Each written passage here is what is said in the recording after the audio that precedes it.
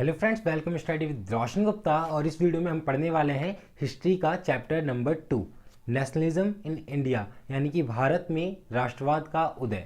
Last में हमने पढ़ा था यूरोप में राष्ट्रवाद का उदय, उसके 2 पार्ट आए थे और दोनों पार्ट में गजब की व्यूज़ और आप लोग का लगातार सपोर्ट दिख रहा है और लगातार उसमें कमेंट आ रहे हैं कि इसके आगे के चैप्टर्स लेके आओ कई दिनों बाद। लेकिन अब इसके चैप्टर के साथ हम लोग कंटिन्यू करते हैं।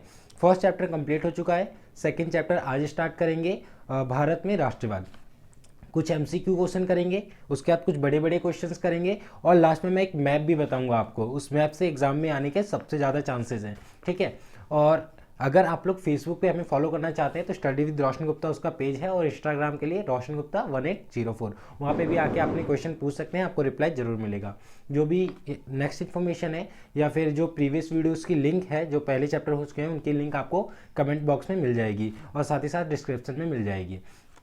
स्टार्ट करते हैं। देखिए, ये मेरे पास नोट्स हैं, मैं क्वेश्चन बोलूँगा, सारी चीज़ आपको बगल में डिस्प्ले होती हुई दिखेंगी, ठीक है। तो पहले क्वेश्चन के साथ बढ़ते हैं। रॉलेट एक्ट कब लागू हुआ? तो रॉलेट एक्ट जो है वो एक काला कानून है और अंग्रेजों द्वारा लाया गया था, ठीक है। तो रॉलेट एक्ट को काला कानून भी कहते हैं। अंदर जब हम इसके बारे में क्वेश्चन पढ़ेंगे तो और डीप में पढ़ेंगे। तो रॉलेट एक्ट 1919 में आता है, तो इसका थर्ड ऑप्शन बिल्कुल सही होगा, रॉलेट एक्ट 1919, ठीक है। क्वेश्चन नंबर 2 की ओर बढ़ते हैं। प्रथम विश्व युद्ध कब आरंभ हुआ? ठीक है, तो पहले इसका आंसर देखते हैं, उसके बाद साथ साथ इसके पूरा अच्छे से समझेंगे। जो प्रथम विश्व युद्ध हुआ था वो 1914 में स्टार्ट हुआ था। अब तक 2 वर्ल्ड वॉर हो चुके हैं, 2 विश्व युद्ध हो चुके हैं, ठीक है। कुछ लोग कहते हैं तीसरा वर्ल्ड वॉर होगा, लेट्स सी, होगा तो देखेंगे। तो जो पहला वर्ल्ड वॉर हुआ था वो हुआ था 1914 से 1918। तो क्वेश्चन पूछ रहा है कब स्टार्ट हुआ था, तो 1914 में स्टार्ट हुआ था और ख़त्म कब हुआ? 1918 में, ठीक है। उसका सेकंड वर्ल्ड वॉर जो था विश्व युद्ध जो था वो 1939 में स्टार्ट हुआ था, 1945 में ख़त्म हुआ था। तो 6 साल तक दूसरा वाला चला था, ठीक है। तीसरे क्वेश्चन की ओर बढ़ते हैं। भारत में महात्मा गांधी ने प्रथम सत्याग्रह कहाँ चलाया? पहला सत्याग्रह आंदोलन कहाँ पर चलाया गया था? तो जो पहला सत्याग्रह था वो चंपारण बिहार में चलाया गया था। मतलब बिहार में एक जगह है चंपारण, एक जगह का नाम है, वहाँ पे ये चलाया गया था। अब ये कैसे था? तो ये नील की खेती से रिलेटेड था।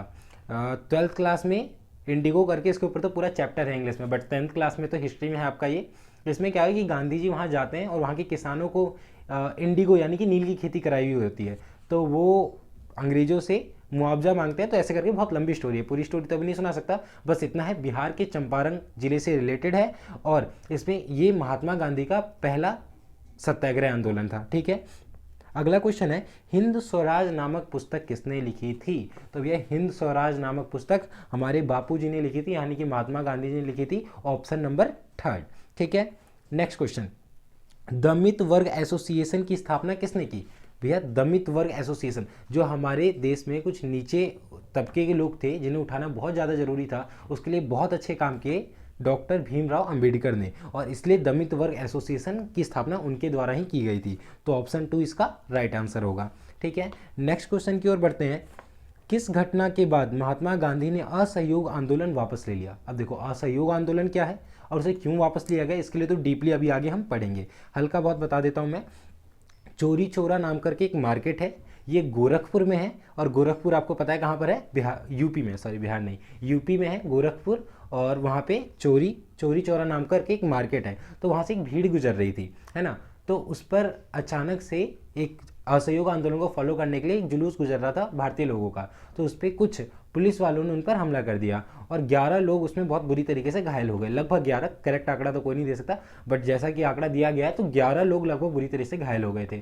उसके बाद क्या हुआ कि पूरी भीड़ बुरी तरीके से गुस्सा आ गई और उन्होंने 23 पुलिस वालों को पकड़ के वहीं का जो पुलिस थाना था ना उसी में बंद कर दिया और बाहर से आग लगा दिया। और उसमें से एक उनका हेड भागने की कोशिश कर रहा था, तो उसे पकड़ के वापस से डाल देते हैं उसके अंदर, है ना। तो टोटल मिला के सबको जला के मार देते हैं। और गांधी जी हमारे अहिंसा के राहों पे चलने वाले, उन्हें इस बात का बुरा लग जाता है कि हम अहिंसा के राहों पे चलने वाले हैं, हमें अहिंसा से आज़ादी चाहिए थी और आप लोगों ने हिंसक प्रदर्शन कर दिया। तो उन्होंने इसके बाद जो था असहयोग आंदोलन वापस ले लिया था। वैसे असहयोग आंदोलन कब चलाया जाता है आपको मालूम है? 1922 में चलाया गया था, ये भी क्वेश्चन पूछा जाता है। तो अब तो वैसे भी एमसीक्यू क्वेश्चन आएंगे आपके एग्जाम में, तो ये आपके लिए बहुत ज़्यादा हेल्पफुल होंगे, ठीक है। अब बढ़ते हैं कुछ, एक बुक है डिस्कवरी ऑफ इंडिया नाम की बुक किसने लिखी थी? तो discovery of India Jawaharlal Nehru ने लिखी थी, और जवाहरलाल नेहरू हमारे देश के फर्स्ट प्राइम मिनिस्टर थे, ठीक है, आगे बढ़ते हैं। अब आते हैं कुछ क्वेश्चंस के ऊपर। ठीक है, पहले मैं क्वेश्चन पढ़ूंगा, आराम से क्वेश्चन सुनना, और नोट्स के लिए देखो मैं क्या कह रहा हूँ, नोट आप लोग करते चलो, एक कॉपी ले लो, है ना, आप स्क्रीनशॉट लेते जाओ, जितनी भी चीज़ें बगल में डिस्प्ले हो रही है सबकी स्क्रीनशॉट ले लो आराम से, है ना, और उसे एक कॉपी पे नोट कर लो। ये शॉर्ट नोट आपको बहुत ज़्यादा काम देने वाले हैं, इतना भी पढ़ के जाओगे तो भैया प्रॉपर करके आओगे, टेंशन मत लो आप लोग। ठीक है, देखो एक क्वेश्चन, इसके बहुत सारे पार्ट आएंगे, 2 या 3 पार्ट में अच्छे से कवर कराऊंगा, छोटी छोटी वीडियोस ही होंगी बट आराम से कवर होगा, टेंशन मत लो। क्वेश्चन सुनना, असम में बाघ मजदूरों के लिए स्वराज की अवधारणा क्या थी? अब असम में क्या होता है, कई सारे कर्मचारियों लोगों को भारत के अलग अलग हिस्सों से ज़बरदस्ती ले जाके वहाँ से चाय के कारखानों में ज़बरदस्ती, चाय के जो बगान होते हैं, कारखाने कह रहा हूँ, बगानों में ज़बरदस्ती काम कराया जा रहा था, तो उन्हें भी अपना स्वराज चाहिए था, है ना। तो उन लोगों ने क्या किया, वहाँ पर गांधी जी के आंदोलन का इफेक्ट पड़ा, तो वहाँ पर भी लोग मोटिवेट हुए और वहाँ से बाहर आने के लिए उन्होंने बहुत कोशिश की। तो उनकी शर्तें क्या थी, एक तरह से ये पूछा जा रहा है, तो उनकी शर्तें ये सारी थी। पहला शर्त क्या था, अनुबंध के नियमों का उल्लंघन। अनुबंध का मतलब होता है कॉन्ट्रैक्ट, तो जो भी चाय बगानों के मालिकों ने उनके साथ कांटेक्ट किया था कि भाई आप बाहर नहीं जा सकते, आप बस इतना ही काम करोगे, ये सैलरी मिलेगी, जो भी चीज़ फिक्स कर रखी थी, वो चाहते कि उसे उल्लंघन करके उस सारी चीज़ों को तोड़ के वो स्वतंत्र हो जाए। सेकंड, चाय बगानों से बाहर निकलना, उनका मोटिव था कि कैसे भी इस चाय बगान से हमें कहाँ निकल जाना है, बाहर निकल जाना है। थर्ड, असहयोग आंदोलन में सम्मिलित होना, गांधी जी द्वारा क्या चलाया गया था, असहयोग आंदोलन, अभी बता रहा था 1922 में खत्म हो गया था वो, उससे पहले की बात है ये। तो असहयोग आंदोलन में वो लोग सम्मिलित होना चाहते थे।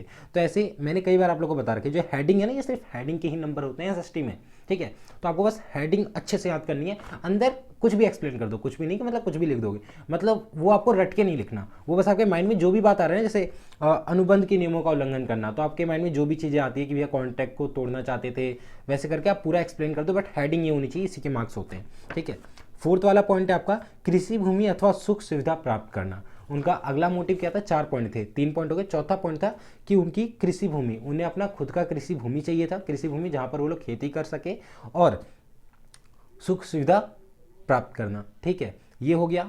एक क्वेश्चन और करते हैं, उसके बाद जो बचा खुचा होगा वो नेक्स्ट पार्ट में करेंगे। ठीक है, भारतीयों ने साइमन कमीशन का विरोध क्यों किया? ये रहा इसका आंसर। उससे पहले समझना साइमन कमीशन क्या है। ठीक है, विरोध क्यों किया, इसका आंसर तो ये है, समझ में तो आनी चाहिए साइमन कमीशन क्या है। तो देखो, अंग्रेजों द्वारा एक कमीशन लाया जा रहा था भारत में, ठीक है, वो कुछ लोगों का ग्रुप था जो आके यहाँ पर कुछ फैसले करता और कुछ नियमों को बदलता, और वो जो नियम थे वो भारत के हित में तो बिल्कुल नहीं होते, है ना। तो इस तरह से वो साइमन कमीशन से लोग चिढ़ जाते थे। साइमन कमीशन जो था कुछ लोगों का ग्रुप था, और वो पहली बार लाहौर स्टेशन पर उतरा था, ठीक है, लाहौर रेलवे स्टेशन पे। अब पढ़ते हैं हम कि साइमन कमीशन का भारत में विरोध क्यों हो रहा था, भाई लोग गुस्सा क्यों थे ऐसे, है ना, आ रहे आने दो भाई, क्यों गुस्सा हो रहा था भाई, कोई तो रीजन होगा, तो ये रहे वो रीजन। सबसे पहले समय से पहले गठन, साइमन कमीशन का जिस हिसाब से बताया जा रहा था वो समय से पहले ही गठित कर दिया गया था। ठीक है, सेकंड, शासन में सुधार जैसी कोई बात नहीं थी, यानी कि जो साइमन कमीशन आ रहा था भारतीयों को देखने से उसमें कोई भी फायदा नहीं लग रहा था, ये लग रहा था कि अगर ये साइमन कमीशन आए तो सुधार का तो छोड़ो और बर्बादी करके जाएगा। और थर्ड था कि साइमन कमीशन में एक भी इंडिया का बंदा शामिल नहीं था, यानी कि साइमन कमीशन में जितने भी मेंबर थे, जितने भी सदस्य थे, वो सारे कहाँ के थे, वो सारे आउटसाइड ऑफ इंडिया थे, या कह सकते हो सारे क्या थे, ब्रिटिश थे। तो भाई इंडिया को कोई नहीं होगा, सारे ब्रिटिश होंगे, तो इंडिया की भले की कौन सोचेगा, इसलिए साइमन कमीशन का विरोध किया गया, और यहीं पर एक नारा दिया गया, साइमन गो बैक, साइमन वापस जाओ। चलो उसके बाद जितनी भी चाहिए, एक क्वेश्चन करा दूँ, लास्ट एक क्वेश्चन कर लेते हैं। ठीक है, भारत में लोग रॉलेट एक्ट के विरोध में क्यों थे? देखो, साइमन कमीशन का हमने विरोध किया, अभी 1919 में जो रॉलेट एक्ट आया था उसका भी हम लोगों ने विरोध किया, उसका हम लोगों ने विरोध क्यों किया, उसका आंसर समझना। ठीक है, ये रहा उसका आंसर। यह एक काला कानून था, मैंने आपको पहले ही बता दिया कि यह एक, भारतीय इसे क्या कहते थे कि यह एक काला कानून है। सेकंड, इसके अंतर्गत किसी को लंबे समय तक जेल में डाला जा सकता है। देख लो रॉलेट एक्ट कितना खतरनाक है। रॉलेट एक्ट का विरोध इसलिए हो रहा था क्योंकि इसमें बिना जुर्म बताए, बिना कुछ किए आप किसी को भी बहुत लंबे समय तक जेल में डाल सकते हो। आपको पता है अभी हमारे पास हमारे मौलिक अधिकार हैं, मौलिक अधिकार जानते हो, उसमें 22 नंबर आर्टिकल में लिखा हुआ है कि अगर आप किसी को पकड़ते हो तो उसको आपको बताना पड़ेगा कि आप उसे क्यों पकड़ रहे हो। ऐसा आपने सुना होगा कि आपको पूछने का हक है, लेकिन ये कौन से आर्टिकल के तहत मिलता है, तो ये आर्टिकल 22 के तहत आपको ये हक मिलता है कि आप मुझे क्यों पकड़ रहे हो, पहला। दूसरा, अगर आप मुझे पकड़ रहे हो तो 24 घंटे के अंदर आप मुझे कोर्ट में पेश करोगे, ऐसे जेल में बंद करके नहीं रखोगे, ताकि वहाँ मेरा जुर्म साबित हो और जो भी हो मैं छूट सकूँ अगर मैंने जुर्म नहीं किया तो। थर्ड, मैं अपने पसंद के वकील से सलाह ले सकता हूँ। तो ये सारे एक अपराधी के पास भी एक हक होते हैं और ये आर्टिकल 22 में लिखा गया है। तो इसी हक को उस वक्त मारा जा रहा था कि किसी को भी बिना पूछे लंबे समय तक जेल में डाल दे रहे थे अंग्रेज। तो ये था आपका रॉलेट एक्ट और इसलिए इसका विरोध किया जा रहा था। ठीक है, उसके बाद विश्व युद्ध के बाद इसे खत्म करना था, पर सरकार ने इसे बनाए रखा और इसका विरोध आम जनता ने किया।